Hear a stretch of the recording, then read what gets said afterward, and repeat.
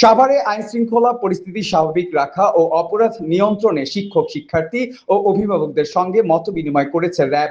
সোমবার 10 আগস্ট দুপুরে Tentulchhara school and college RAB 4-এর সাভার নবীনগর ক্যাম্পের উদ্যোগে এই সভা অনুষ্ঠিত হয়। এতে প্রধান অতিথি ছিলেন র্যাব 4-এর company commander major Sheikh Arman Hossain হৃদয়।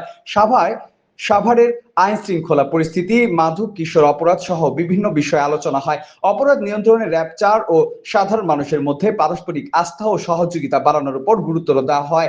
এ সময় শিক্ষার্থীরা বিভিন্ন প্রশ্ন করলে র্যাব কর্মকর্তা সেগুলোর উত্তর দেন। পাশাপাশি সচেতনতা বাড়াতে শিক্ষার্থীদের অংশগ্রহণে প্রশ্নোত্তর পর্ব অনুষ্ঠিত হয়। মূল মন্ত্র বাংলাদেশ আমার অহংকার, এই মূল মন্ত্র ধরে 2004 সাল থেকেই আমরা ওতপ্রোতভাবে সকল ধরনের কাজকর্মে, জঙ্গি দমন বলি, আমরা মাদক নিবারণ বলি, যে কোনো ধরনের কাজকর্মে সর্বমোট 15টি ব্যাটালিয়ন রয়েছে।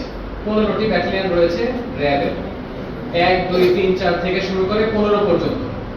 তার মধ্যে 5টি ব্যাটালিয়নের অবস্থান হচ্ছে ঢাকায়। র্যাব 1 যার অবস্থান উত্তরায়। স্লাইডে তোমরা পরবর্তীতে দেখতে পাবা।